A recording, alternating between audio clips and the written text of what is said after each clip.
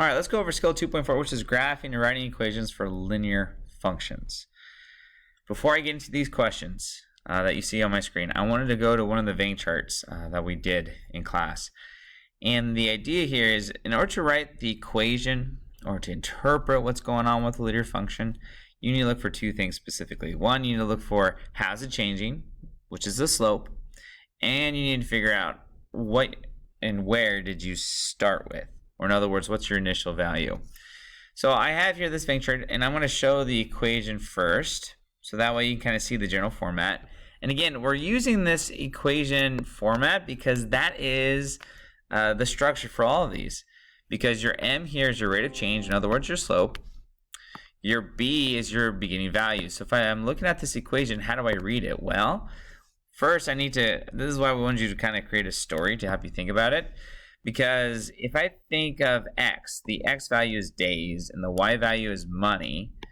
I always like using that to help me think about it because, you know, who doesn't like money, right?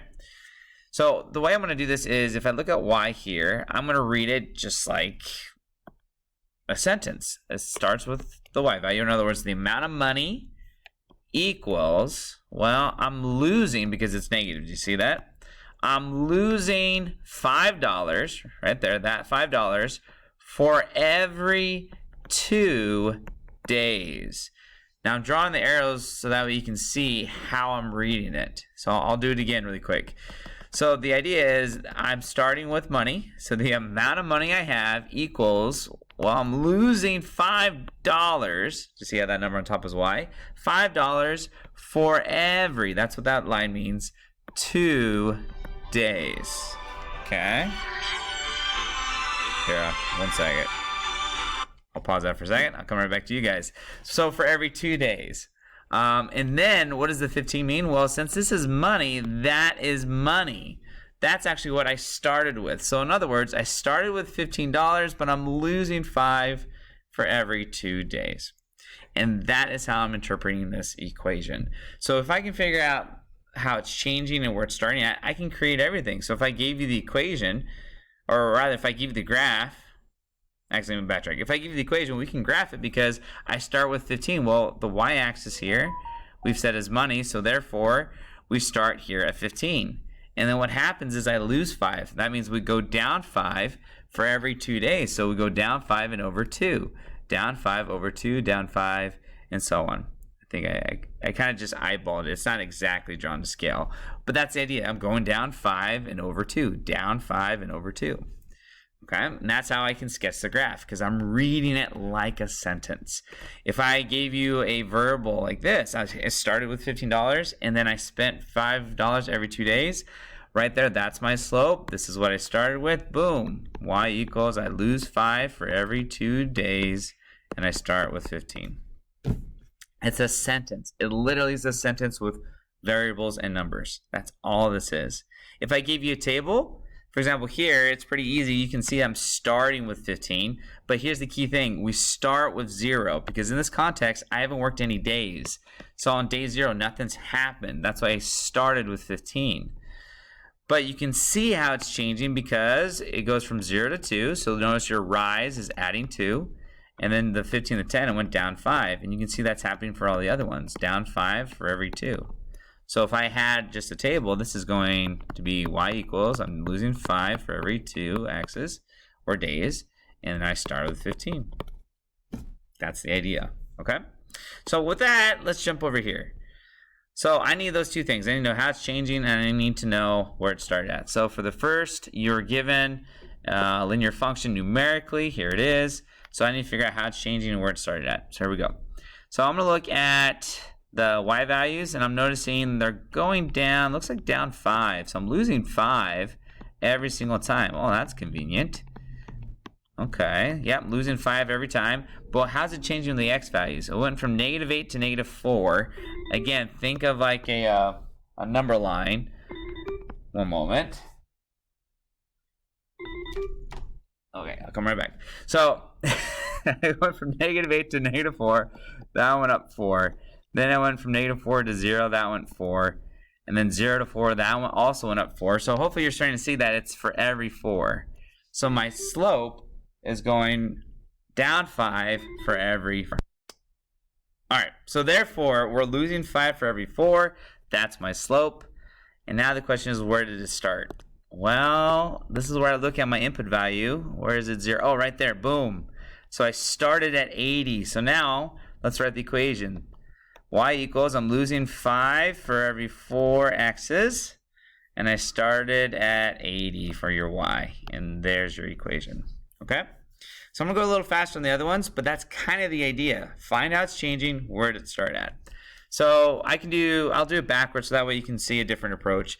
I'm going to find where I started with first. And notice we're not starting here at the beginning. We're looking for when it's 0, when my input value is 0. It's like day 0. Nothing's happened. So I start with 32. There we go. Now I need to figure out how it's changing. And again, if it's linear, then I just really need only 2 points. But I'm going to check all of them just to make sure. So looks like it's going up because it goes from 21 to 32.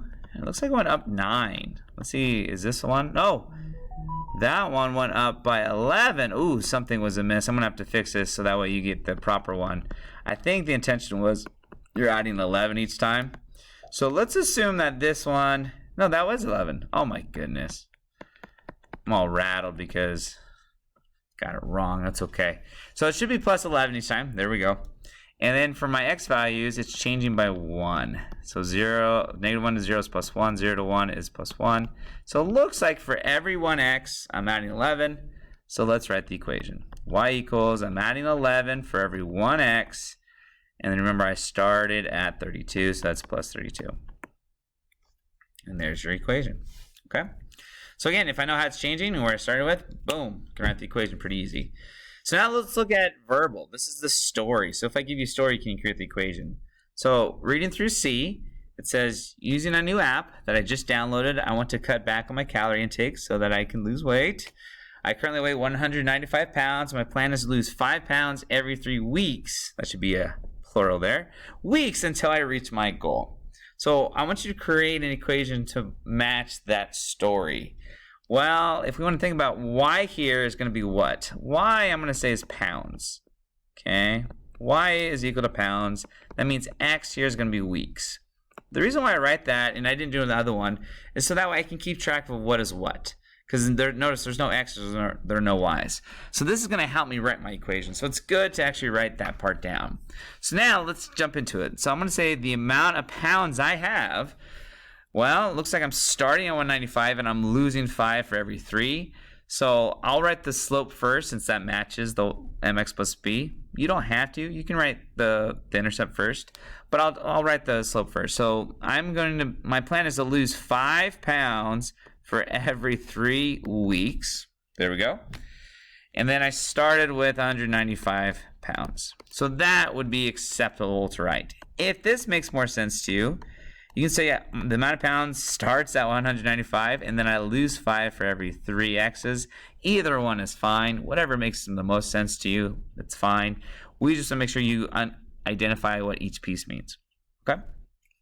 So there is one story. Let's go to the next one. In his job selling vacuums, Joe makes $500 a month plus $20 for each vacuum he sells. Write an equation that describes Joe's monthly income. Okay, so they want us to...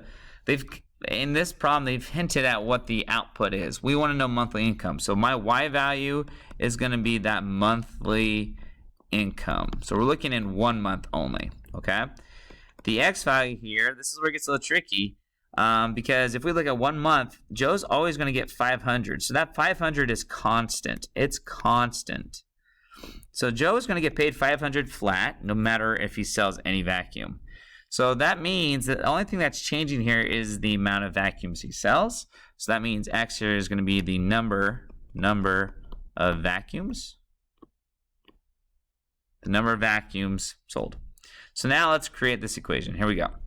The amount of money Joe makes in a month is going to equal, and I'll do it the other way. It's going to equal $500 a month. He's going to start there, but he's going to earn $20 for every 1 vacuum. And there's the equation. It's a sentence. It literally is that. He's making 500 no matter what a month. Then he gets another 20 for every vacuum he sells. Now, again, I could write it the other way. I could put the slope first, 20 over 1, or instead of saying 20 over 1, I could just write 20x. That's fine. Plus 500, and it's the same idea. Same exact idea. Okay? All right, let's finish with these two. So again, if I give you the graph, you can think of a story if you want to, or again, hopefully you're trying to pick up what's going on here.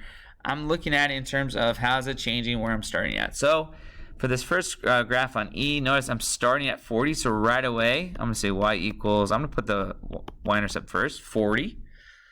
And then I'm going to look and see, are there any nice points? Let's see. No, not there. Ooh, there's one right here. I'm going to put a little point there. Let me look for any other nice points.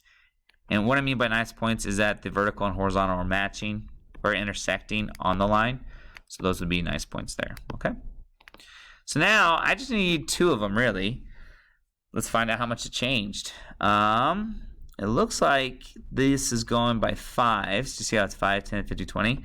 So if I go down 1 box, that's really 5. So this goes down 5, 10, 15. So it's down 15 and over, this is also going by 5s, 5, 10. So therefore my slope is down 15. So my slope is negative 15 over 10. So I'm just going to write that as minus 15 over 10. Or in other words, I'm losing 15 for every 10 x's. And there's my equation. Done.